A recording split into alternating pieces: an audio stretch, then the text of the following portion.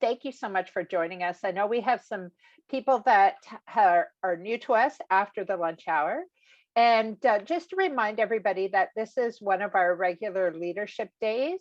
So we do make references and different things to what the class has been learning through their thread on their leadership journey. And we will be reflecting later. I've had quite a few questions about the core program. So recruitment for the core program will start shortly. In your follow-up email from this session, you will also receive the information on the next core program information date. So we do that on Zoom. We invite people to come in and meet current class members, alumni, and some facilitators, and just talk about what the journey looks like. So it is a 10-month course. We follow the school year from September to June. And there's lots of learning opportunities in between. So today's a regular scheduled leadership day, which means it's generally the last Thursday of each month. We run from about 8:30 to 5, and then there is some project work in between. So we're just waiting for our speaker. He is going from presentation to presentation today.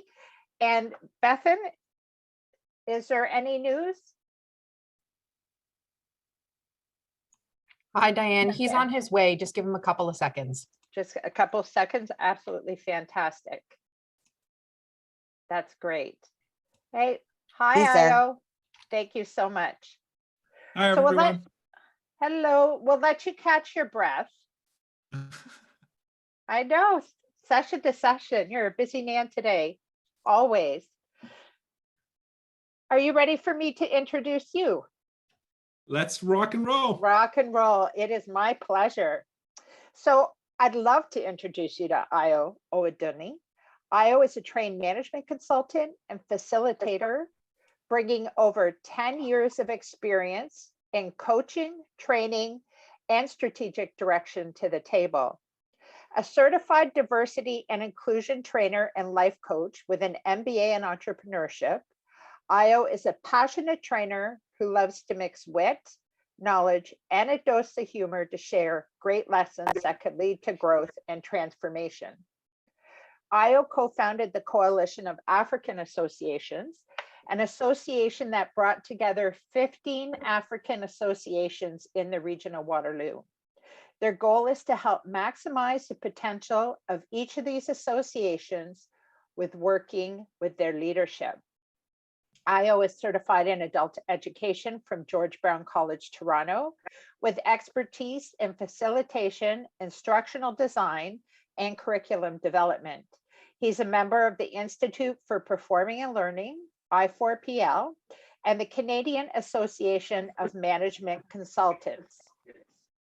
Ayo's background is in life coaching, neuro-linguistic programming, and as a certified life coach, he counsels and coaches individuals to achieve their goals, incorporating the principles of self-mastery.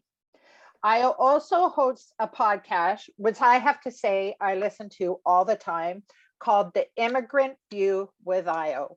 You can find this on any of your providers. Spotify is where I happen to listen to it. And it is an excellent resource. And we're really proud to say that Ayo is on our board of directors. So Ayo came and joined Leadership Board of Directors in our last recruitment round. And that's all. Oh, you make beautiful human beings. He has 2 beautiful children. So I'm turning it over to you, Ayo. Thank you. Hi, everyone. Can you hear me?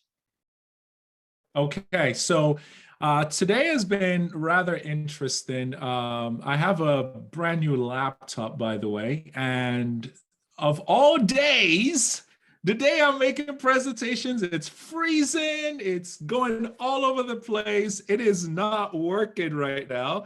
So the best and the only thing that I can literally do is just laugh through the situation, but still ensure that you get value from this conversation. My name is Ayo, and there's a likelihood that I might have to speak without some of my slides, which is perfectly fine. We're just going to walk through this. And it gives me an opportunity to share from my heart. So I'm going to do the best that I can to be able to share from the slides, and hopefully that will work out. Today, I wanted to just share about steps to inclusive leadership. And I wanted to just find out first, I know there are a lot of people here. How many people are leaders within their organization, whether it's a non-for-profit, for-profit, you work for the city, whatever. If you are a leader within your organization, do you mind? Okay, I see a bunch of people throwing their hands up. Okay, all right. Here's another question for us as we do this. So I'm assuming a bunch of us are from the Waterloo region. So where in the Waterloo region is the coolest part of the whole region? Is it Kitchener? Is it uptown? Is it downtown? I've always wondered, why is there uptown Waterloo and downtown Kitchener? You know, we always got to compete with one another. So which part is it for you? Is it Westmount? Is it Fisher-Holman? Is it a particular side? So tell us. Julie says New Hamburg. Okay. All right, Julie. Okay, anybody else? Nancy says Uptown. Uptown is a beautiful place. Diane says it's downtown. Right after Uptown, it's downtown. Stanley Park, interesting. We have Emma saying Uptown Waterloo, wonderful. Cambridge is here as well. Okay, it's good to see. I want to just make sure we're active and having a conversation while I do the best I can to get my slides up and running while we play this. So we're going to be talking about steps to inclusive leadership. And the reason why I think this conversation is important is because we're having more and more immigrants come into not just our country, but our region. I read a certain statistic a few weeks ago that talked about how Waterloo region is one of the fastest growing areas right now in all of Canada, and it is becoming a go-to place for immigrants. So with more immigrants coming into our community, it is also an opportunity for them to work within your organization and add great value in the organization also.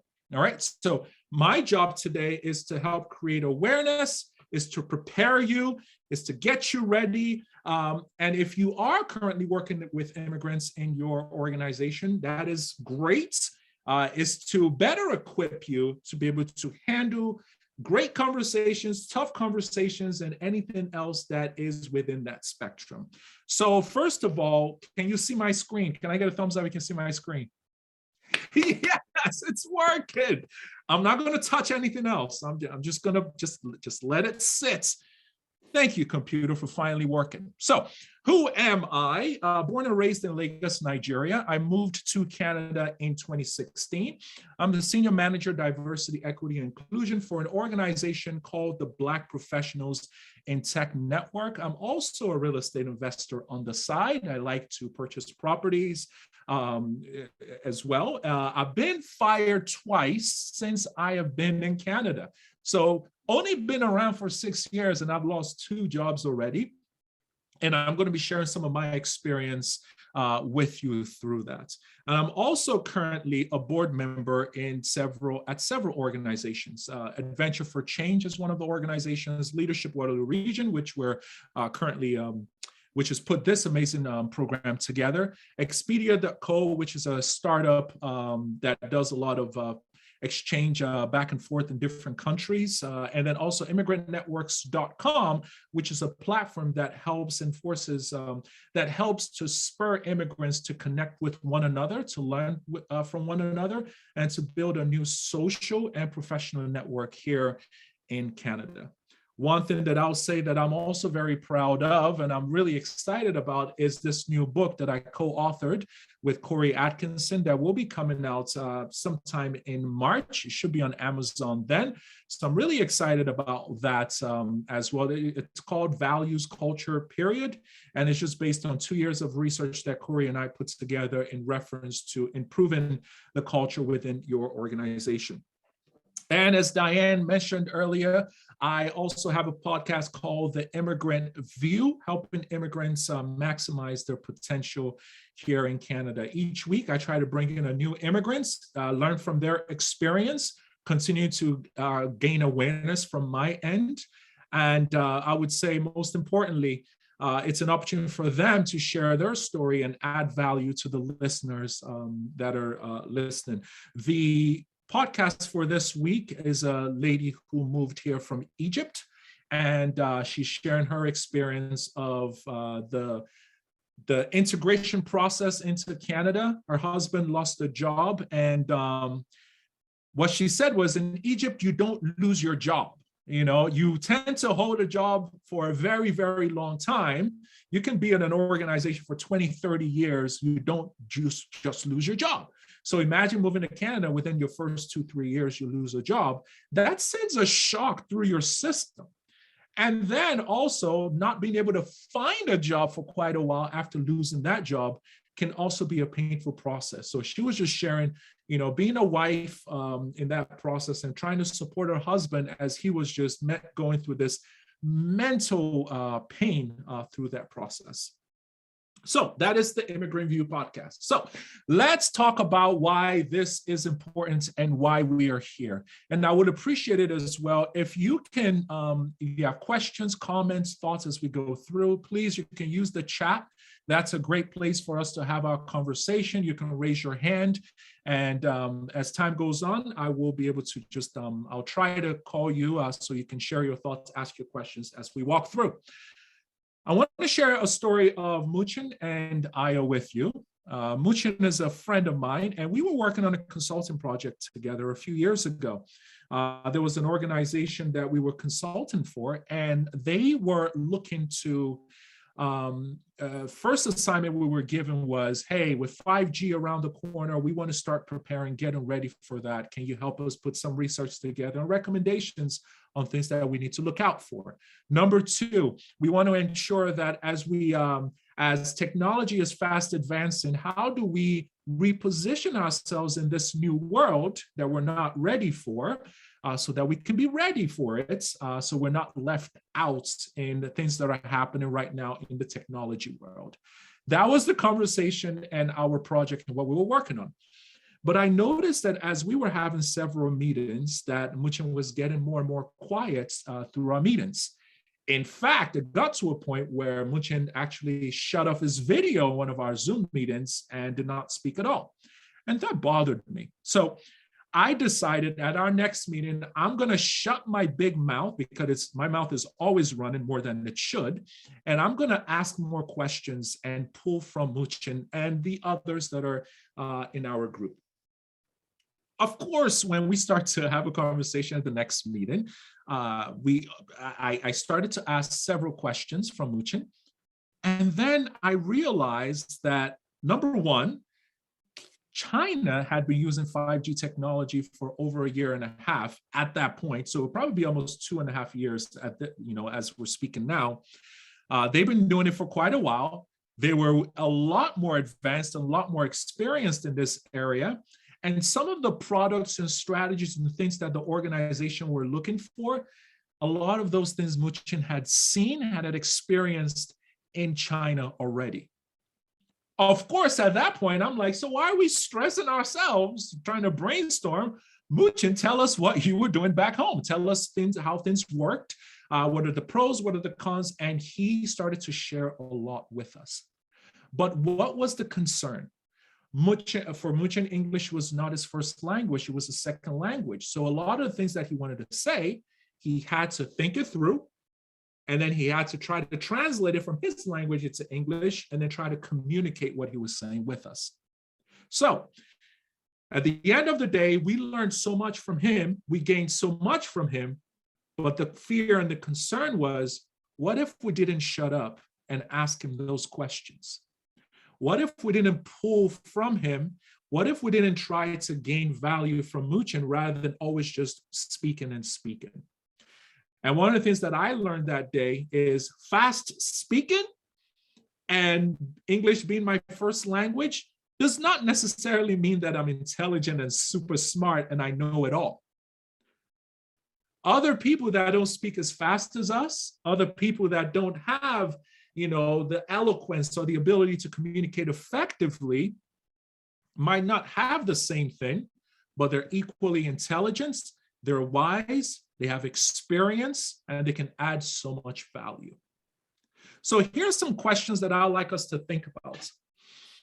And I'm going to share my story as well, but I want to cut through just to think about Muchin's story so far. Number one, how many great ideas could have been missed from Muchin?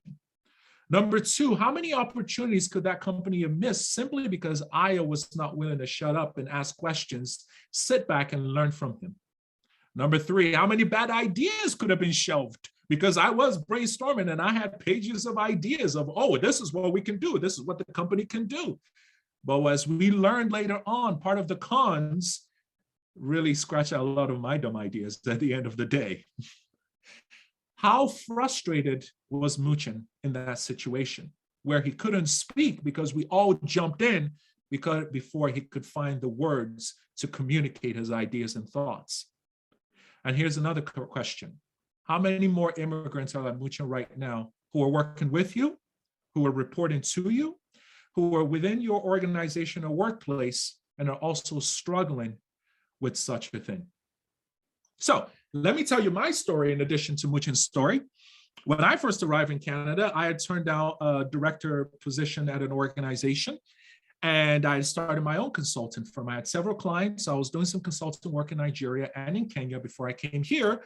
I had a great opportunity to meet the CEO of a consulting firm. We got into a conversation one day, and he was like, you know what, Ayo, it would be great to have you join our organization. I think you can add value. Thank you. That would be awesome. I think I can do the same thing. I joined the organization, and within a few months, I could start feeling the tension where I was asked to put together strategies. I put it together and the ideas were shelved, where I would speak and someone would speak over me, where through the subtle words here and there, you can start to tell that not only was I not wanted there, but that sense of why are you here and why are you even speaking? And many times it's not said, but you can feel it in the energy of the room where it's like, wait a minute, you are from Africa, you're one of those, you're coming from those places where we're trying to help you and we're bringing you in. So how can you be telling us what to do where we're trying to help you out? And I could feel that many times in the conversations. So I went from, hey, come add value to, you know what? I need you to start making phone calls to, you know what, I don't think it's going to work here for you. Within 6 months, I was asked to leave the organization. So once again, just like Muchin, I want you to think about these questions for me. How much time had I wasted? How frustrated was I going to work every single day and having to deal with that? How many business opportunities were missed within the organization? How many great ideas were missed as well in that organization? Canada, as we know it, is fast evolving. We're having more and more immigrants that are joining on a regular basis. And I want us to just look through some numbers, and I'm going to fly through this really quickly. Immigration.ca tells us that over the past 5 years, Canada has welcomed 1.5 million immigrants, mostly under the economic category. That we're set to welcome 1.2 more million immigrants between 2021 and 2023. So that number is fast growing. We're going to see a lot more immigrants as we move forward. 75% of Canada's population growth is coming from immigration. Foreign-born people make up 1/5 of Canada's population. This is one of the highest ratios for industrialized Western countries as we speak. By 2036, immigrants will represent up to 24 to 30% of Canada's population. And the Canadian government is planning to welcome 411,000 new permanent residents in 2022. These immigrants, as they come in, they're going to need places to live. They're going to need people to work with. They're going to come work in your organization. They're going to report to you. They're going to work with you. Some of them are going to be bosses and have people reporting to them as well. So we're going to see more and more of this happening. And these are conversations that we need to keep having and having more of as the months go by. Who is this new economic migrant, this high-skilled immigrant that is coming in. 58% of immigrants that are coming in right now are coming in through the economic category. And what does it take to be under this economic category that I'm speaking about? First of all, you need to have a certain amount of money in your accounts. You need to have at least $20,000 in your accounts. The average Canadian household as we speak, or rather in 2018, had a net savings of $852. Well, we had to have a whole lot more than that before we could qualify to even come in. You have to have good health. If you don't have good health, you can't come into Canada. And by the way, you are not just taking saying, oh yeah, I have good health. They test you. You have to give blood samples and all sorts of things to make sure before you come in, we're bringing someone that has good health. You have to be proficient in English or French. There is a test you have to take. You cannot have a criminal history from your country. If you have a master's or PhD, you get higher points before you can come into Canada. So think about all these things. Most of the immigrants that are coming in right now, at least 58% of them, as of 2019, are high-skilled immigrants that are smart, that are educated, that have masters, that have PhDs, have so many more qualifications, that have seen a lot, that are very experienced, and can add value immediately. But before immigrants can add value, I think we should also talk about the phases of the immigrant journey. So this is something that I call the 3 phases of an immigrant journey. Number 1, surviving, developing, thriving. Surviving is, I would say, probably within the first 2 years of you arriving in Canada. First of all, it's very hard to find a job. Second of all, you're told that if you don't have Canadian experience, you might not get this job, even though it's considered illegal now, but still, it's still shelved under you don't have the experience. Now you're coming in with $20,000, you need to get a place to stay. You don't qualify for a credit card yet because you don't have Canadian history. So everything you buy in Canada, you are buying from cash, using cash. So when you buy a car, that's almost $5,000, $10,000, $15,000, depending on how much you can afford. You're buying a car with your money. You're not using your credit. When you're getting a place, your landlord, because you don't have history in Canada, they're asking you for first month, last month. They're asking you for your kidney, for your toe, your hand, your eye, everything else in between. And also a co-sponsor that will say, yes, I can vouch for this person. If they run away, you can chase after me to get all those things you go through in your survival stage. Survival stage is very hard. It's very frustrating. We go through depression. We go through a shock. We're building a new network for ourselves, a support network for ourselves. And many times when you show up in an organization, you're grateful just to find a job. You shut your mouth and you just do what you got to do to get by.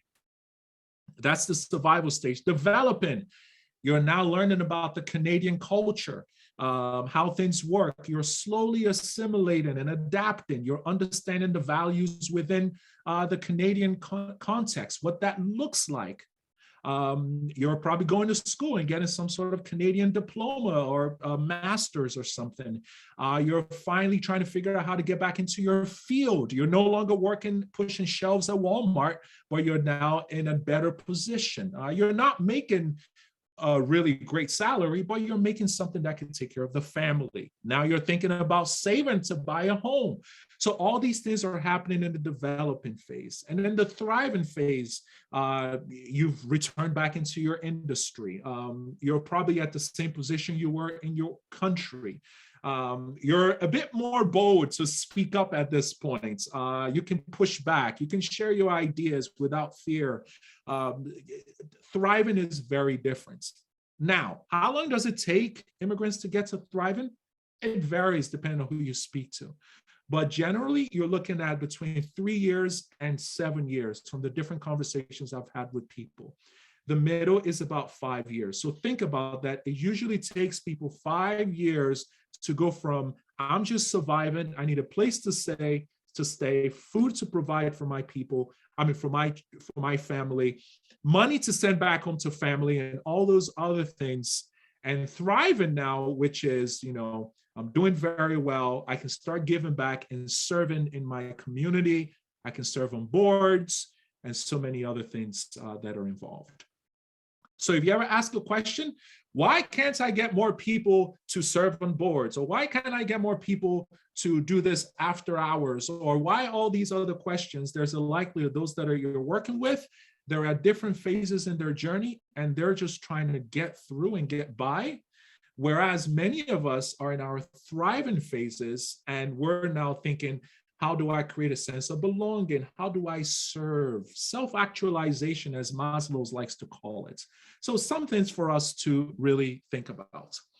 Okay, let's talk about the North Star. You probably have seen these numbers before. When we implement diversity, equity, inclusion within our organizations, what are some of the benefits that could come out of it? Here are some numbers. McKinsey did a study of over 1,000 companies in 12 countries, and they discovered that companies that had more ethnic and cultural diversity outperformed those that are in the fourth quartile by 36%. So in other words, top quartile, the first 25 companies did better than companies that were on the list of 75 to 100 by 36% in profitability. Boston Consulting Group did their study in 2018, and they discovered companies with more diverse management teams have 19% higher revenue due to innovation.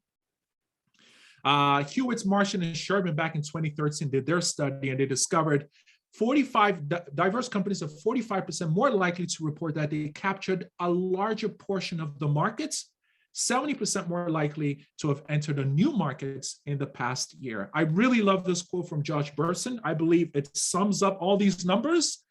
Companies that embrace diversity in all aspects of their business statistically outperform their peers. Usually when we start sharing this with people, we all think, you know what, that means just hire people and put them in the organization, and we should see these numbers. That is not true. Let us look at this graph. This is something that I just read in a book called Inclusive Leadership, rather. You can get it on Amazon, really powerful book. And one thing I really loved, it shared, it's not about just bringing diverse people in. It is about managing the diverse teams that you have in place. So the secret to the success, the secret to the numbers that we keep hearing is not the people that just come in, though they're a part of it. The key factor in this entire thing is the leader that is leading and managing the diverse teams at the end of the day, helping them through the forming, the storming, the norming stages so they can get to that performance stage. So if we're looking to get those numbers from the previous slide, we need to become inclusive leaders to get the best from them. So what are some current challenges that immigrants are facing? And I promise we're going to start having a conversation soon. I just want to get through this preamble at the beginning, and we'll speak some more. What are the current challenges that immigrants are facing? Number one, HRreporter.com shares that 77% of racialized Canadians admit to being on guard at the office. Well, Ayo, this says racialized Canadians, not necessarily immigrants. However, immigrants are an aspect of racialized Canadians. So what exactly does it mean by being on guard? When you further read the article, you start to find out you're constantly thinking, what does that person mean? You're trying to understand the language. There's a recent book I read that talks about workplace Canadian cultures, and the author talked about how Canadians speak indirectly in their communication, whereas many immigrants are coming from cultures where they speak directly. So my boss would tell me, these are the 3 things I need you to do, and I need you to do it at 5 p.m. But a Canadian boss would say, would you mind doing this? And oh, by the way, would you mind getting it done before 5 p.m.? So for me, it's like, okay, if I have time, I should do it. Whereas what the boss is saying is, no, I need you to get it done. It's a priority. So there is the indirect conversations that take place, whereas we want direct conversation. But because there's a lot of miscommunication and we're not understanding each other, people are constantly being on guard and overthinking interactions when they should be focused on the conversation at hand and what we're talking about within the office space, whether it's an idea or it's a project or whatever. So 77%. Windmill Microlending tells us that 41% of immigrants report high level of stress in the workplace. Not sure what's going on. Why is this person speaking this way? Trying to understand the culture, trying to understand how things are done in Canada. Getting pushback. Why am I being othered? Why am I being ignored? What does this comment mean? What do you mean, my country? What does that mean? Like all these different things that come up is leading immigrants to a place of stress. But remember those three phases of survival, developing, thriving? If you're in the survival and developing phase, you are not speaking up. Why? Because you know you need that job to take care of the family, so you shut your mouth and you go through that stress. Number 3, tough barrier of job entry. Canadian experience. You interview for, I tell immigrants when they come in, it's probably going to be about 250 job applications before you get your call back. So get to that 250 as quickly as possible. Like just throw the resumes out there. Oh, by the way, people want us to create cover letters. Okay, then create the cover letter and the job, your resume as quickly as possible as well. But because the job entry barrier is so tough, when you do get the job, you do everything you can to keep the job. So you don't speak up when there are challenges. You don't want to go to your boss to ask for help. You hold it to yourself. You're looking for people to trust within the organization so you can open up and start to ask things. You're not going to get the best from your people if they're facing these challenges. Number 4, microaggression, being ignored, being looked down upon. Number 5, wasting your skills and your talents. I saw this in the National Post and I just thought to take a screenshot of it. Skilled immigrants wasting their talents in Canada. For a Brazilian pediatrician, one of the hardest parts of flipping burgers in a Calgary McDonald's was hearing news of rural Albertans desperate for family doctors. I was on a call. And I love to, by the way, I love to look people in the face to face when I'm having these conversations. I'm sorry I'm hiding behind my slides, but I'm afraid if I stop sharing, it might take forever to share again. So I'm just going to hide behind the slides for now. Hopefully, we'll be able to figure it out as we go. So skilled immigrants wasting their talents right now in Canada. I was on a call a few last week, Wednesday. So we have immigrants outside, they're looking to come in or they're in their process and they get advice from immigrants that are currently in. It's just through the immigrant networks that I'm on the board. And there was a lady who was looking to come in from Oman. She's a doctor over there, very accomplished. She's a professor part-time. She's a doctor doing amazing things. And she was just trying to put her plans in place about, okay, I'm going to be landing soon. And immediately, one of the advisors said, do not come to Canada.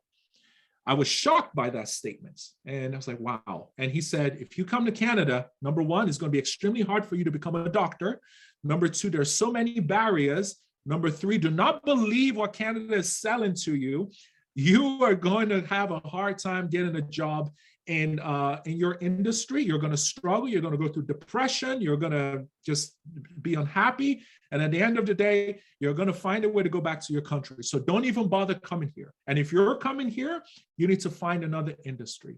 This was just last week that this conversation was taking place. And you can feel the shock from the lady saying, but that's not what I've heard, or that's not what I know about Canada. And he was like, well, face it. That's what we market, but that's not the truth.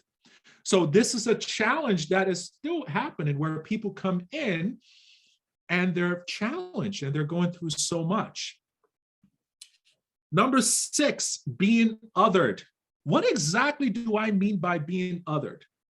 Here's what we're going to do. I'm going to play a short video for us. When the video is over, we're going to go into breakout rooms, and I'd like you to answer this question. What behaviors were shown in the video that subtly communicated you do not belong here? That should say you do not belong here. No, we do not belong here. Okay. So we're going to watch a short video around being othered. And the question, once again, after the video, we're going to go into breakout rooms. And the question is, what behaviors were shown in the video? And I want you to pay attention to it, that subtly communicated that you do not, we do not want you here. You do not belong here. So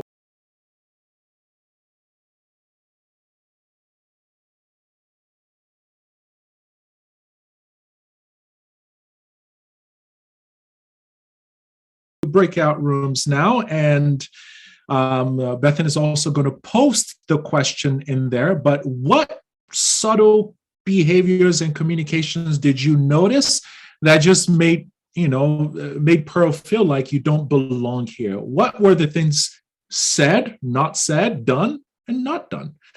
So Bethan, over to you. Alrighty, so we've got 5 minutes for this discussion. So everyone should populate into a breakout room. If you need anything, feel free to come back out into the main space, and we can help you if you have questions or anything like that, or any technical issues. Alrighty, so I'm just making sure that everybody has a home, and then I'll be sending you in. Alrighty, see you all in about 5 minutes.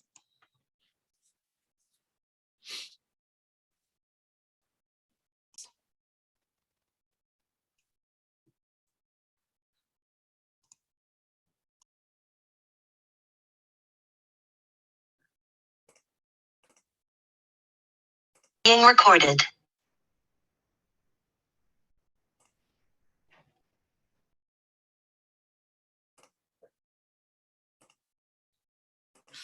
Okay, welcome back. I believe everyone should be back, and would love to hear from you. By the way, you don't have to necessarily, we're not going group one, group two. So let's just, let's throw it out there. Anyone willing to just come on, share your thoughts? What were some of the things that you discovered from that video? Sorry, were you talking to me? Anyone and everyone that is willing to jump in. Okay, I will chat. In our group, we talked about, no one acknowledging her, the whole onboarding process of how you don't acknowledge someone who doesn't look like someone else makes them feel other. Talking in front of her, but, whispering so that she knew that it was about her. The unwelcome and inappropriateness of like jokes, and when she tries to join the conversation, she can't participate. We're going to call a meeting, but no one makes her feel welcome at that table, and instantly shoots down her ideas that they're going to walk off site, and it seems very much a bro culture. For beer. Hold on, Sharon, you're stealing it from everyone else. Thanks for sharing. Sorry. No worries at all. No worries. Anybody else? Anything else pointed out? Thank you so much, Sarah. We as a group discussed that she had actually to change herself in order to fit in the organization at the end. And then the starting point where it showed that you're not welcome was when they were handing out the ID card, and when they looked at the picture on the ID card and then looked at the person and said, oh, really? Like, we hired this person over here. Like, and then obviously the conversations and some of the stuff that the other person had already talked about. So, yeah. Fantastic. I wanted to share an experience in line with what was earlier shared, where I remember the first week I had joined an organization here in Canada. I was getting to meet the team. And, someone asked about my family, and I shared about my wife and 2 kids. I asked about theirs. And a week later, I get called into HR office, and HR said, we heard a report that you are trying to get rid of some of your team members. And I was like, what are you talking about? It's you were asking about their family, and it sounded like you wanted to know if they were planning to have kids, and you're thinking of getting rid of them. So imagine joining your organization, and your second week you're sitting in HR's office, and you're dealing with this. that was my welcome to our organization. And by week 4, I was called into HR's office again.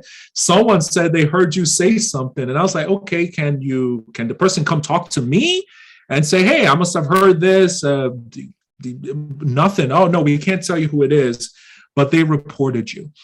I was reported so many times within the first few weeks that by month 2, I was speaking to another individual in that organization, and she was very clear with me. She looked around, she leaned forward. She said, you're one of the very few new immigrants or people that have joined. You're going to have to learn how to adapt. If you don't adapt, you're going to be kicked out.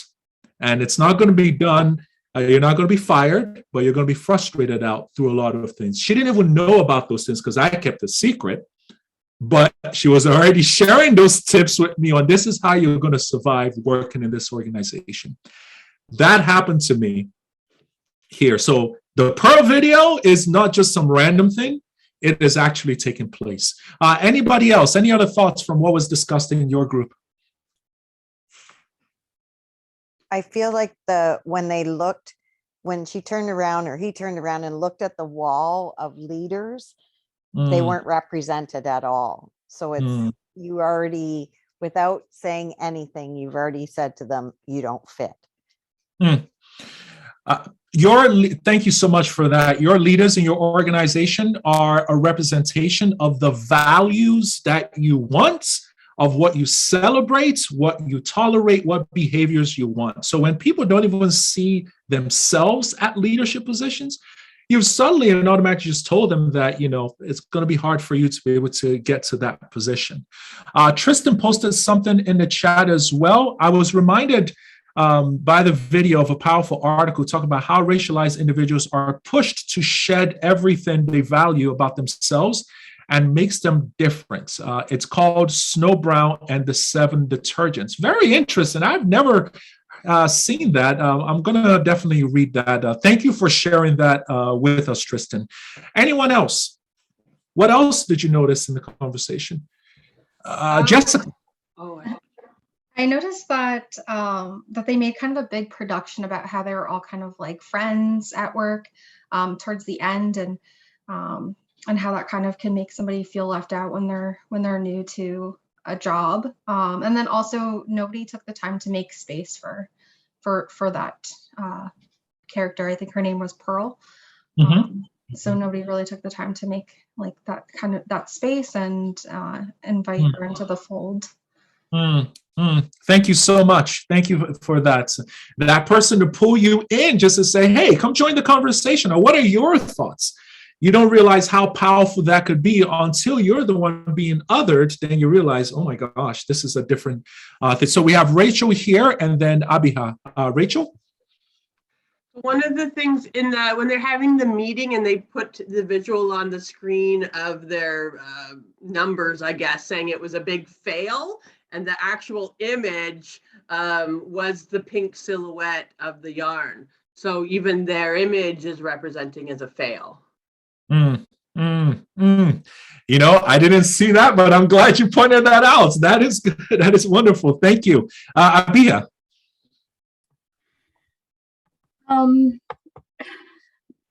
The space was not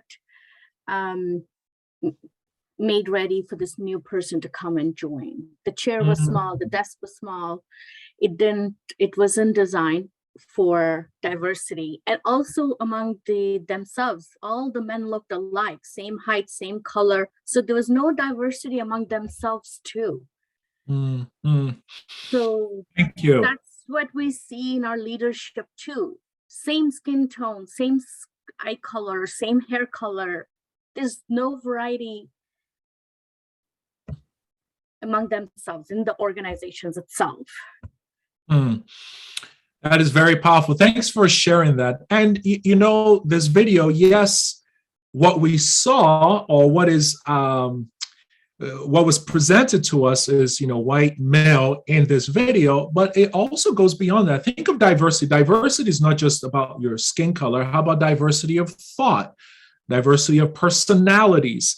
I just recently saw a TED video where the lady, I think her name is Julia Bork. She did a TED Talk. I'll try to get the link across to you, where she was talking about how do you assess a situation, when you're thinking of a project? Are you the person that loves to brainstorm? Are you the one that is more the risk assessment personnel? Like, what is your default mode when you go and you see a project or a problem or a concern? We all have our way of approaching things, our default mode that we go into when we get confronted with a situation. And she talked about how every single person in the organization came in very different when they looked at situations or assessed projects. But by the time they start working with their boss, and then they realize, oh, this is how my boss likes it done, what do? We start to evolve. Why? Because we want to please our bosses. We don't want to be left out. We don't want to be seen as that risk person that is always bringing out the 10 things that could go wrong. You don't want to be seen as the brainstormer who is like, oh, there are 5 other ways that we can try it out when the company is ready to move forward. So we start to get rid of ourselves, and we start to fit in and blend in and start to think just like our bosses. And then the boss is like, oh yeah, now you're ready to be promoted. No, it's because you see you and me. That's why you're not giving me an opportunity to move up. You're not valuing what I brought in. You're valuing what you see in me that is a reflection of you. So those are some things that we also need to think about. And something that I learned as well was, and I think it's important to share this now, Obama, I learned this while reading something where when Obama is, at a table with his team, he would ask each person, what do you think about this? How should we move forward? And he will ask questions, and then he will say, okay, so what I'm hearing from you is we should do this. And the reason he did that was he wanted to get the person's individual opinion. He was trying to avoid groupthink, which will still happen in that situation, but it was trying to pull and ask questions so that person's individual view was brought in before this decision was made. So even with that, there were still issues, but it still was able to help out at the end of the day. Thank you all very much for your thoughts around that. I do hope that you were able to get what I was trying to pull out, that there are behaviors that we all have as groups, as individuals, that subtly communicates, you're welcome here. And then also subtly communicates, I am not happy with you, or you are not part of this group, or you don't belong with us. You might not say it, but you communicate it. And members of marginalized communities that have experienced it for quite some time, they're very sensitive to it, and they can smell it from a mile away many times. So just for us to be aware of some of those things. So thank you all very much for that. All right, let's keep our conversation going. Human beings, we are all social animals. When we arrive in a group setting, in a Zoom meeting, in an organization, we're asking ourselves certain questions. Do I belong here? Am I safe here? And most of the things that we're doing, we're reading the cues from different people that are within that room. And we're just taking cues from them and responding to cues from them as well, so that we can determine how we're expected, keyword expected, to behave when we're in those environments. Okay, here's a great study I noticed from HBR.com that I thought was quite interesting. They say high belonging was linked to a whopping 56% increase in job performance, 50% drop in turnover risk, and 75% reduction in sick days. Isn't that crazy? Just because you feel like you belong in the organization, you're thinking in these ways. So here are some things for us to think about, and I believe we're going to be going into our second breakout room now. Yes, we're going into our second breakout rooms now. Here are 3 questions I'd like you to think about in your breakout room. You're going to go into the same room that you were in before, so you're with the same set of people. Question number 1, what behaviors could I be exhibiting that could be holding my immigrant colleagues back? This is going to take us pulling up the mirror and assessing. Is there someone I know that was held back at my office? how could I have handled that situation differently? And what would it take to help bring out the best in my immigrant colleague or colleagues, if you have people that are currently working with you? Once again, what behaviors could I be exhibiting that could be holding my immigrant colleagues back?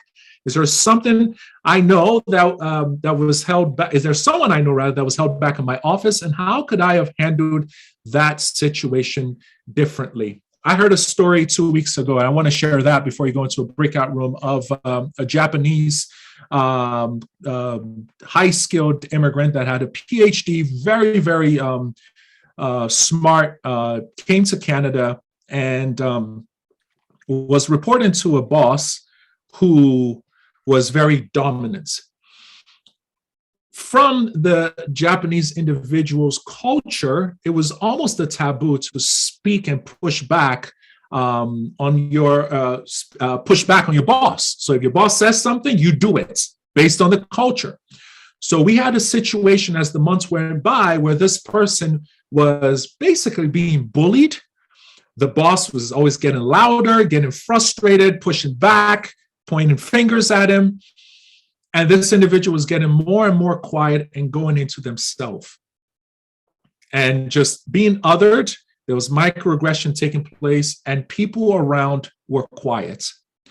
So at the end of the day, this super smart individual could not bring any value to the organization because the boss is frustrated because he's not speaking up. And this individual is frustrated because he has a bully as a boss, but from the culture and what he has learned, you don't push back on your boss. I want you to think about that challenge as you go into your breakout rooms and as you answer some of these questions. So over to you, Bethan. Looking forward to hearing back from you and having a conversation around this. All righty, thanks, Ayo. It looks like we're at 7 minutes for this breakout room. We'll send you in, and I will broadcast each of the questions for you over the next minute or so that you can reference them again. See you back here in a couple minutes.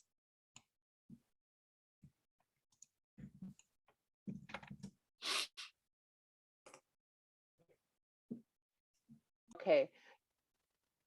But we'll Thank you. encourage people to donate to his the movie company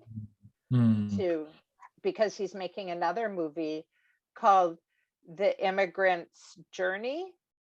So it should be it's about 3 years out, but very interesting. That's awesome. Thank you for the connection there. No worries. Thanks for following up and reaching out to him. Oh, yeah, no, I love your podcast. Oh, thanks. Hi, everyone. Welcome back. So you can't give us all the answers, by the way. Give us a little bit so we can hear from others as well. I would love your thoughts. What came out of your conversation?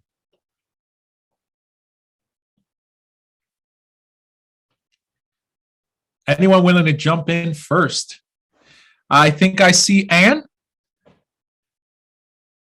I knew I shouldn't have kept my video on. No, I'm kidding. I'm just teasing. Actually, we had a very interesting conversation in ours, and it was someone who was very frustrated within their own work environment and outlined some positions that were available.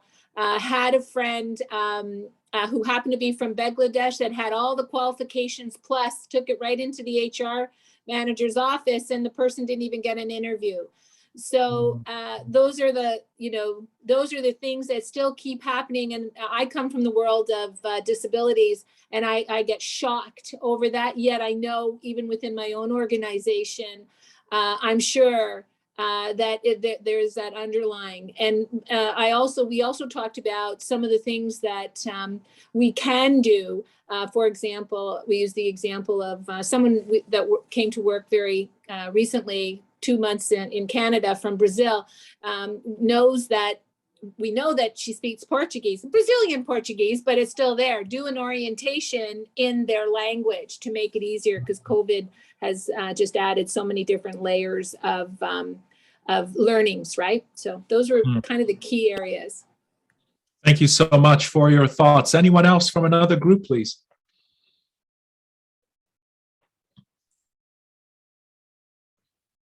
I'll try paraphrase what someone in our group had said, that she was saying that when she was being introduced on the first day, she was kind of introduced to a whole team of people who were mostly all white, and like it was just sort of overwhelming. As she said, it's like it was kind of too many, too much all at once, and kind of everyone looked the same, if I'm paraphrasing her properly, right? Like, so she's like, how can I kind of tell who's who, right? And so in her, and then she felt like everyone's looking at her because she's different or looks different. And so, part of what we said was maybe in the onboarding process, there should be a way to ask people, how do you want to be introduced to the organization, right? Like, do you want to go one-on-one? Do you want to do small staff teams? Do you want to be stood up in front of a whole at a team meeting? Like, ask them their comfort level with that. And then she also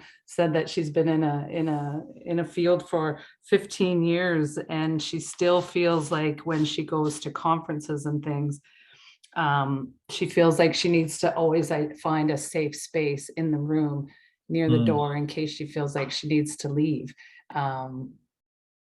So she goes early to these conferences so she can find a safe space to sit, which, anyway, it was. Oh, that's not. Thank you for your thoughts on that. And by the way, one of the reasons why I'm asking us to share, please, if you're hearing ideas that, that could be a good idea for our organization, please encourage you to write it down, discuss with your team. This is what I learned. This is what I've gained. This is what I'm thinking of. It's an opportunity for us to all learn from one another. Anybody else?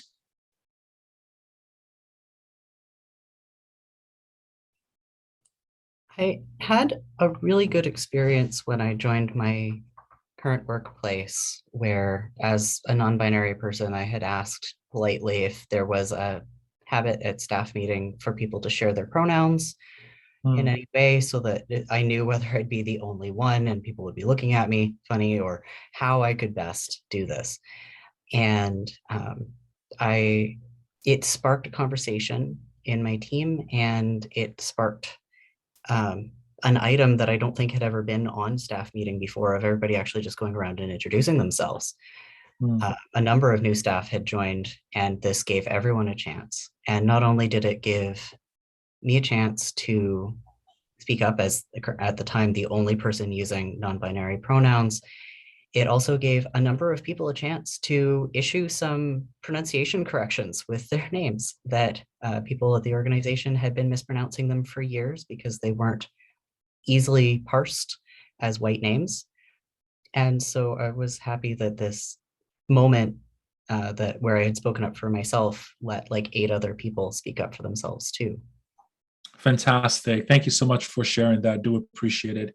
And we're going to speak a bit about that some more. So thank you all for your thoughts. Please, some of those things that you talked about in your breakout rooms, share with one another. If you want, share with Bethan so she can share with other groups. So at least you can get some ideas of some things that other people are trying, what worked, those types of things that you can probably take along with you to your organization to share. So let me quickly just run through qualities of an inclusive leader, which is why we're here. I've never had a chance to talk about this, but I hope they're able to start gaining some things here. Now, when we talk about inclusive leadership, this space is so wide when you think of diversity, equity, inclusion. I'm only coming from just the immigrant lens at this point for this conversation. You can take what I'm sharing and use it for to think of the marginalized communities, racialized individuals, members of the BIPOC community, LGBTQ plus community, so many other areas. You can take it and use it in that area, but I'm only coming and sharing examples from within just the immigrant lens. So I just want to give that caveat as we go through. There are 5 things I want to challenge each and every single one of us on today. I want us to be willing to be courageous, willing to connect, willing to learn more, willing to coach, willing to build bridges, to bridge cultures, okay? Those are the 5 things we're going to quickly talk about. Let's start with the first one, willing to be courageous. I love this HBR quote. Leaders are so terrified about messing up and saying the wrong thing to their stakeholders, to their employees, their board members, funders, clients, customers, or the wider world via social media that they are paralyzed into inaction. Please permit me to say this, and I'm going to probably get pushback on this, but I want you to just please think about what I want to say. I work at BPTN now, Black Professionals Tech Network, and I deliver similar presentations in that context. My computer is frozen. Can you all still hear me? Can you hear me? Yep. Oh, good. Okay. And one of the things I always talk about is there needs to be a need for all of us to push to connect and have conversations. We need to start talking. We need to go beyond our comfort zone and move to a brave space for us to have these types of conversations. Yes, they're awkward. Yes, they're strange. Yes, they're different. Yes, we all don't like it. Yes, we don't know how to use they, them in a conversation. So we're not sure how to address the person, so we're not going to talk to the person. Or, we don't know how Nigerians act. And Ayo is from Nigeria, so I'm just going to keep it at the basic hello, hi, and move on because I don't want to offend the person. And we've created a space now where people are so afraid to speak that we're not taking the actions that need to be taken to have the conversations that need to be had. So what do we need to have as leaders for us to get into a place of inclusivity where people feel like they belong? We need to take the lead. We need to have the courage to have tough conversations.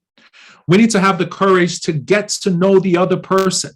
We have to have the courage to make dumb comments and apologize and move on. In other words, you try it, you mess it up, but then you try again. You get back on and you keep trying until you get it right.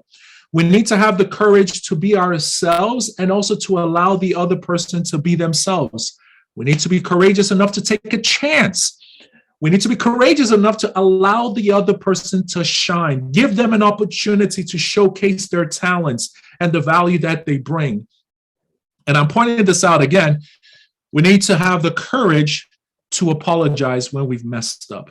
I think we're so afraid of messing up that we're not willing to try. And because we're not willing to try, we're not really getting to that place of inclusivity that we all truly want. But for us to get there, we need to have the conversations. One of the, I think I shared this with Diane last week. One of the podcasts that I just recently had was with an individual. His name is Alex. Alex has a very powerful documentary that just recently came out about immigrants that are members of the LGBTQ plus community. And he spotlighted 3 stories in that documentary, just really very powerful. When I connected with Alex, just my background, I'm Christian. I have a Christian background. I was nervous reaching out to Alex because I didn't know how he was going to view me and how he's going to interpret me, because if you probably go online, you'll probably hear me speaking in a church or maybe a Bible passage here and there. So I was nervous reaching out to him. After the podcast, he told me that he was nervous having a conversation with me. But I learned so much from Alex, because I had a chance to ask him questions and I had a chance to see things from his view. I had a chance to watch the documentary and it put me in a place that I was uncomfortable, but I got to learn. But it required me to reach out. It required me to shut up. It required me to put my assumptions and my thoughts aside to hear him and listen to him. And I believe that it probably also required him to oh my gosh, I have to talk to this guy. What is he going to say? I hope he's not going to talk about the Bible to me or things like that. But it was such a great opportunity for us to speak. And I learned so much from that. And I believe that if Alex and I can do it, we can all start doing it as well with different people within the organization. So step number 1, if we don't have the courage, all the other steps we're going to talk about, we're not going to be able to do them. So here's my question for you. And I want you to just think about it. You can write some things down if you want. What 2 actions can you take today to be more courageous at the office? With that immigrant, with that colleague that you're working with, whether it's speaking up on their behalf, whether it's pushing to connect with them, whether it's to have a conversation with them, whether it's to say, you know what, I would love to learn more about your customs. You know, I want to learn more about your country. Hey, I was reading online and I heard about Diwali, and this is what I've learned about it so far. Can you share more with me? And if they don't feel comfortable, that's perfectly fine. Move on. Be courageous enough to move on and just let it go. If they are comfortable, be courageous enough to sit back, be humble enough to learn from them and listen. Here's a very interesting picture here of so many things happening at the same time. You know, hey, I'm reaching out to shake my hand. What do I do now? Why is he not taking my card? Why is he unfriendly? Well, you're invading my personal space. What am I supposed to do now? Imagine all these people are, this is just maybe like their first meeting at an airport, where imagine every single person here working in the same organization. And you're having interactions on a daily basis. And you're having to just connect with one another, have a conversation with one another.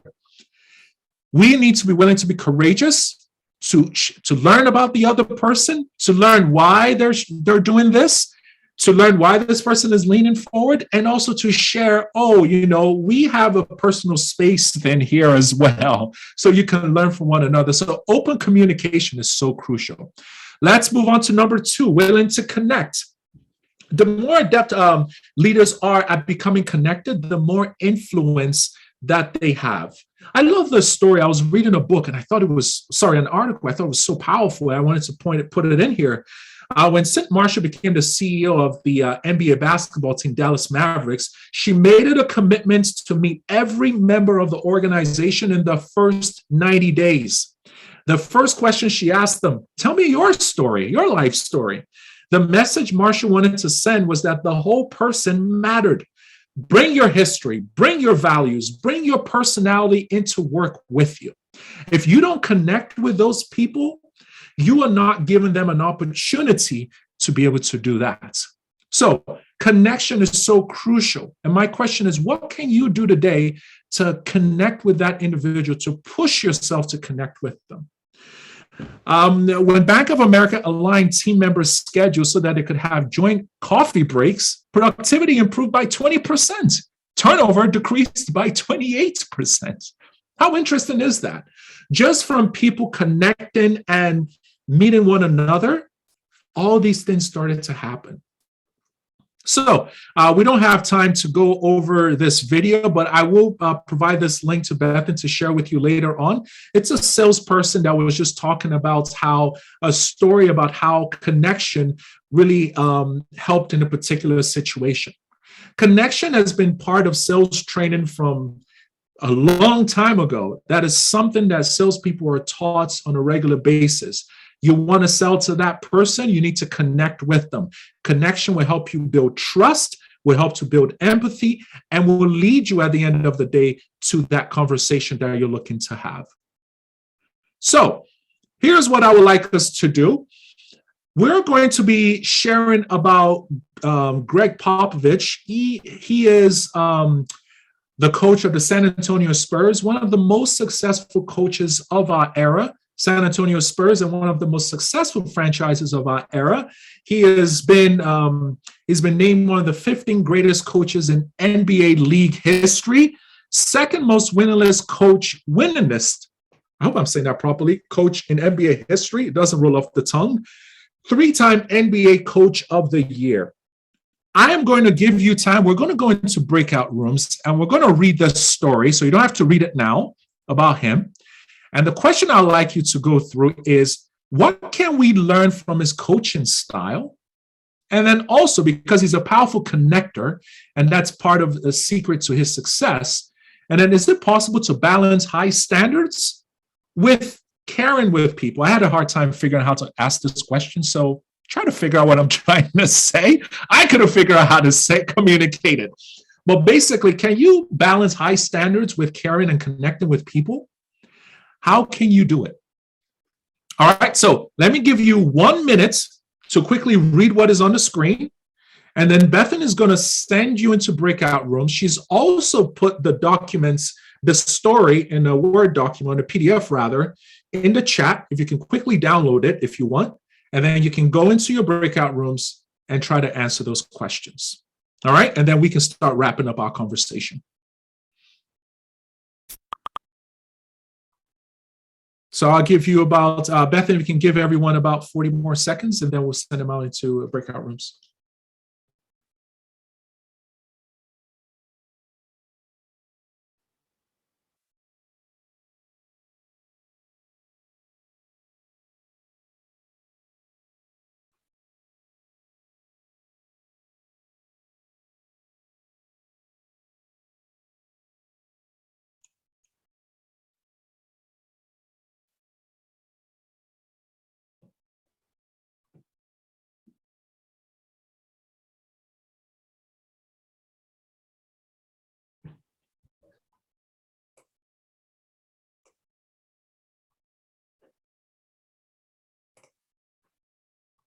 Okay. Okay, Bethan, can you send them out? Sending people now.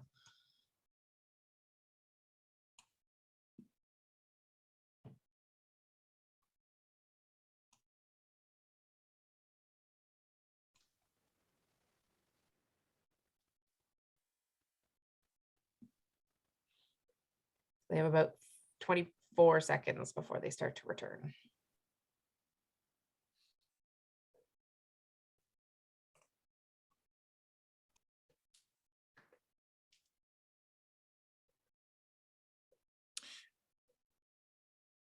Okay, hi and welcome back from your breakout room. Hope you were able to have some good conversations.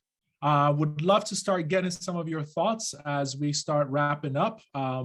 What would you say were some things that came out of your conversation from what you learned? By the way, what I typed out was pulled from a book called The Culture Code. It's a really powerful book, just a lot of research on what to do to improve cultures within corporate organizations.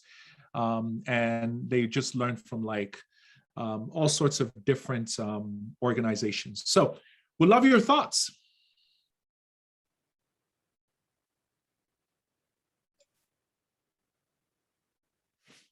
Well, I think something that maybe resonated with me personally, it's like based on reading the story, he was able to establish mutual trust and rapport with the people, with the team, right? And that resonates a lot through even, I think, with the various leaders within organizations. Like we're very task driven. We want to get the job done. We want to do it right. And sometimes we focus more on the outcome than the journey towards getting the outcome. So I think in this case, he invested the time and the energy to develop those relationships, to nurture those relationships. So it really did become about a collaborative effort as opposed to just go off and do the job and then I'll reprimand you when you don't get it done right. You know, win or lose, we're in it together. And that's the way to do it, in my opinion. Thank you. We don't put the job in the onset. We try to put the work and effort in later on. But when you look at things long term, you're actually wasting more time by doing it that way. Thank you so much, Dennis. Jacqueline. All right, thanks. So what resonated with me, I think, is that connection really needs to be built sometimes outside of that professional realm. So, you know, making an effort to get to know people on a more personal level or build those personal connections and have other conversations besides work or what have you, I think helps to build that trust and relatability and stuff like that. So yeah. Fantastic. Thank you so much for that, Jacqueline. Anyone else? Just knowing the sport, I think one thing that's unusual about his case is as a coach, he can take a year or two to develop a relationship and build a player who maybe wasn't really highly skilled and build them to where he wants them because he has the relationship with the owner of the team who affords him that grace. So he doesn't have to download that pressure onto the players. Like, you need to be good now. We need to win now. He's afforded the luxury of also helping to build his workforce up. Thanks, Andrew, for that. I'm looking to create a business case around just soft skills, and I wanted to use sports as where maybe that'll be my PhD research in the future or something. That's something I've been thinking about for a while. Not anytime soon, not anytime soon. Thank you for sharing your thoughts on that. Let's take one more person, please.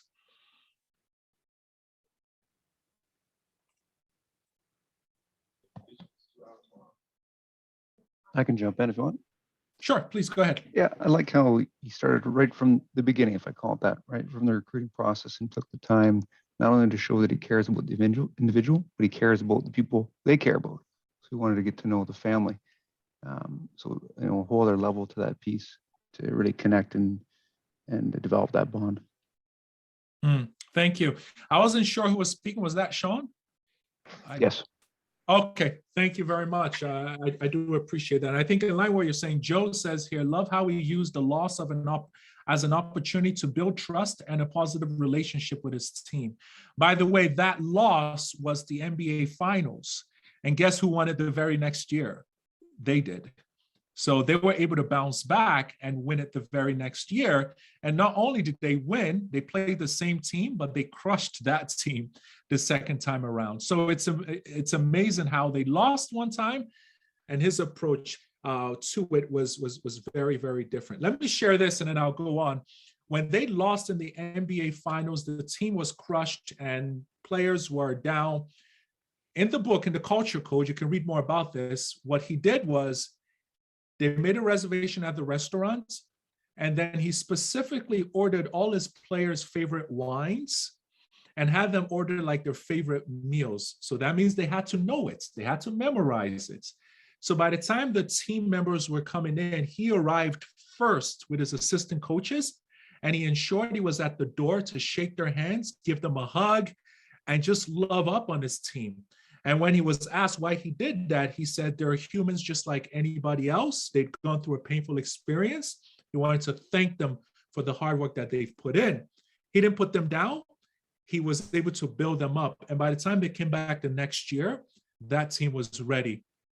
And it was the power of the coach making such a difference in that. I got chills when I read that, like, ooh, I wish I was like that. I'm just joking. But like, that is so powerful. So how do you connect with people? Commit to having lunch with new team members when they join your organization. You take the initiative as a leader. Learn about their culture, learn about them. When you're having conversations with people, don't expect them to tell you everything. Show them that you've done your work as well. Spend time chatting with them. Learn a few words in their language if you can. Try to remember how to say the basics if possible. Greg learned about their wine and what they love to drink. I'm not saying you have to learn what they like to drink, but at least you have a chance to learn just a little bit about the people that work on your team. When you do these types of things, you connect. When you connect, walls go down, trust goes up. When trust goes up, usually you don't need trust until things get tougher down the line. So build that in the beginning. So when you're going through your storming stage, you can you can move right through that quicker. When you get to performing, you can perform at a higher level. Be simultaneously vulnerable and curious. Share about your life story. That gives people an opportunity to share about theirs as well. And bring fun to work. Another quality, willing to learn more. This means the willingness to learn about the other person, their personality, life, and culture. Why is this important? Why should we learn more? It's an opportunity to create a bond. It's an opportunity for you to expand your worldview. It's a chance for you to get a better understanding of the individual, help you manage relationships better. I thought this was interesting. A curious mind learns about people, connects better with others, and inspires innovative thinking. Dell was responding to a 2015 PwC survey of more than 1,000 CEOs, a number of whom cited curiosity and open-mindedness as leadership traits that are becoming increasingly critical in challenging times. When we think of curiosity, we think of just your industry, your markets, and those types of things. I say, let's go beyond that. Curious about your people, willing to learn more about who they are. So what can you learn about other people? Here's some ideas. What's their personality type? How did things work in their previous company? If they don't want to share it, that's fine, move on. How were things done in their previous company? Why was it done that way? It's a chance to expand, explore worldviews. What does this person know? What is their previous experience? How can we use those things to add value? What are their goals? What is life like in their country? Learn about some of those experiences. Are they happy or fulfilled doing what they currently do? How can I better support them? This is probably the most important question that I share with leaders. Ask people that and you'll be shocked by the responses that come in. What miscommunication could be happening? What cues are we missing from one another? And what do they love doing for fun? What type of music do they listen to? What cultural barriers could be leading to misunderstandings? How can we learn from our colleagues? I'm going to share 10 questions with Bethan that you could just use in conversations, virtual lunch coffees. You can watch them. There was an organization I learned this from in Nigeria. They watched a movie together as an organization through an app that connects them to our Netflix. They can all start the movie at the same time, and they got to chat, talk about it, laugh at the same time. It was pretty interesting. I learned about that. Reflective meetings, taking personality tests, and learning from one another. There's so many things that can be done in this area. Willing to coach. Now, this is important. Unfortunately, we only have about 10 more minutes. The best leaders are great coaches. And let me say this before we continue. There are immigrants that are coming in that have little knowledge of Canadian workplace culture, Canadian culture, subculture within your department. These are all things that is new to them. And there are times where they're going to say things, do things that are just not in line. Let me give you some examples. I was in an interview panel once, on an interview panel, and a man that had come from a different country was talking, and basically the recruiter is a lady, and he said, as he was talking, he basically used the phrase saying something, you girl. He called her a girl in an interview. Immediately, I knew that the interview was over and she was probably not going to sign off on him, or she was probably offended. So I had to immediately jump in and just say, excuse me. And I was able to just correct at that point. He had only been in the country within, I would say, a few months and did not understand some of the values from Canada. Now, those were things that I needed to jump in and share and just challenge him on so that he was aware, because he's going to lose jobs, lose opportunities, get frustrated, and he wouldn't even know what was going on unless someone was willing to coach him and working through that process. There is another situation. A lady was being interviewed and she didn't look the interviewer in the eye. Why? Because from her culture and her, I don't want to say her religion per se, but more so her culture, looking away was her sign of respect. But the person interviewing her felt that she was hiding something. So when we're going through our debrief, she kept saying there's something she's holding back. I don't know. There's something that's being held back. I don't feel I can trust her. And then I brought it up. Hey, is it because of this? Have you thought of this? And the mind opened up at that point. That individual that was not looking individuals in the eye might lose so many opportunities because of that behavior. They're not even realizing that they're doing it because it's been part of their culture. So sometimes we're going to need to be able to speak up. We're going to need to be able to just challenge people, push them, let them and help them understand the values we hold as a society, so they're aware of those things. Another thing I wanted to quickly bring up, there are some countries outside of Canada where if you're a member of, and you could Google and learn about it, I believe, where if you are a member of the LGBTQ plus community, you can go to jail for that. So some of these people are coming to Canada. Now think of that mindset where that is something that we are very open to here as a country. But in those countries, you can go to jail for some countries 10 years, some countries 14 years. So they're now coming here. Who is going to talk to them about those things? Who is going to be willing to open up their minds that, hey, this is what we hold as as important as a country. We believe in a sense of belonging with every single individual and citizen in this country. And in this organization, the same thing as well.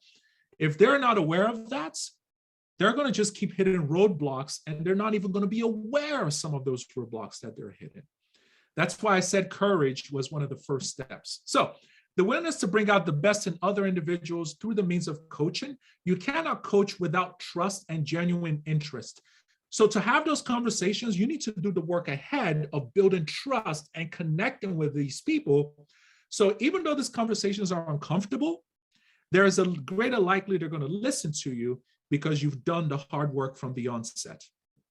What are areas that you can coach them? Mindset in the workplace, how to receive feedback, body language, coaching on how to speak with colleagues, on the Canadian workplace culture.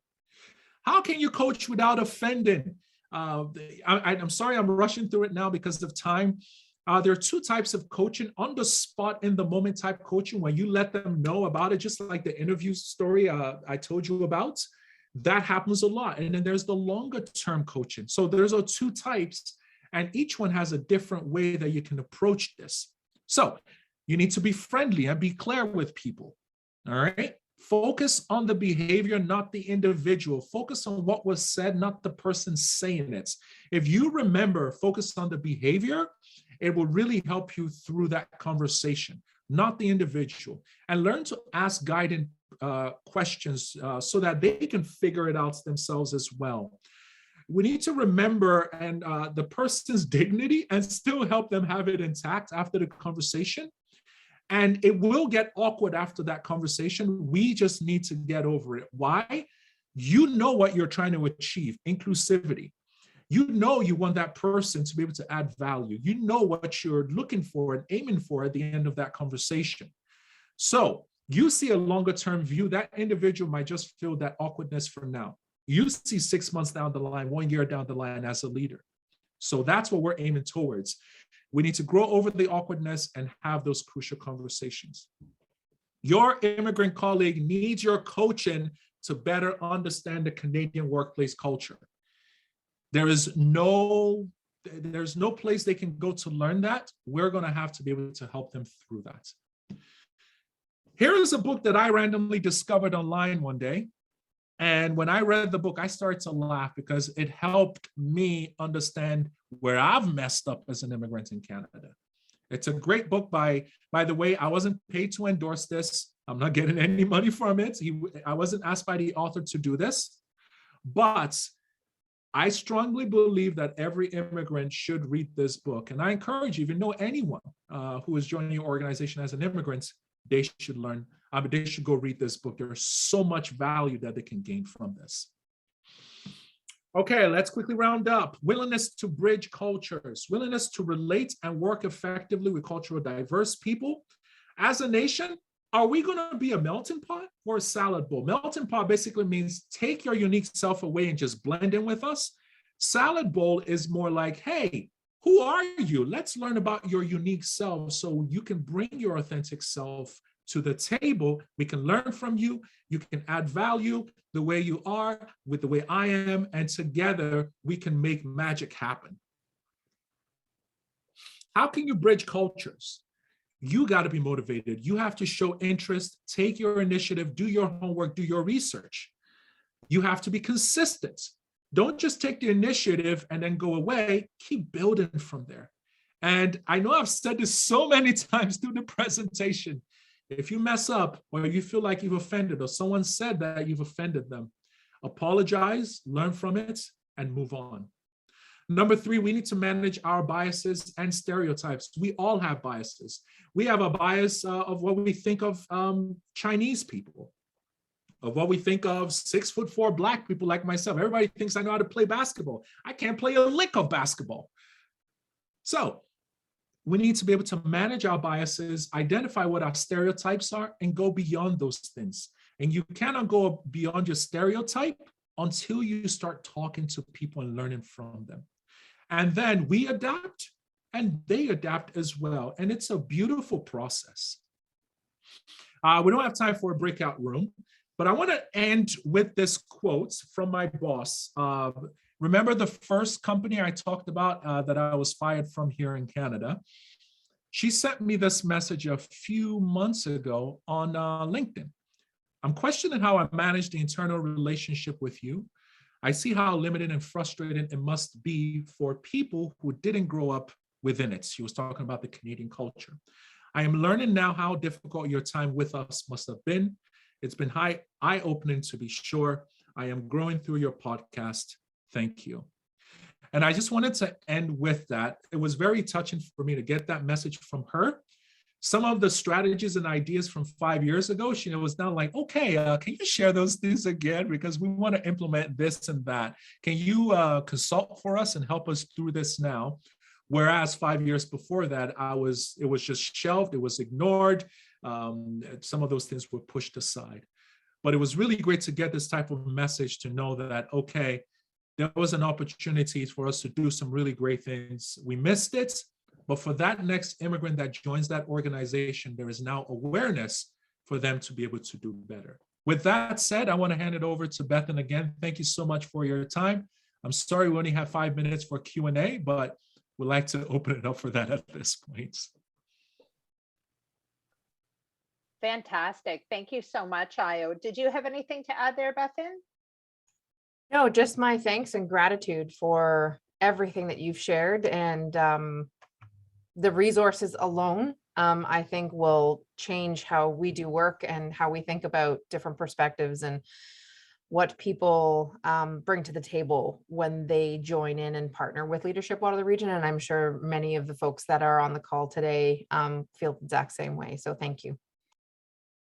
Oh, well said, Bethan. And Bethan has been collecting all these resources, as she said. You've given us a lot to think about, but you've given us tools to move forward. I agree that your podcast has really given me a different perspective, and I thank you for that. And you know, you're sharing that all comes down to relationships, right? We're all humans who work with humans and hang out with humans and just need to get to know each other better and have those sometimes embarrassing, uncomfortable conversations.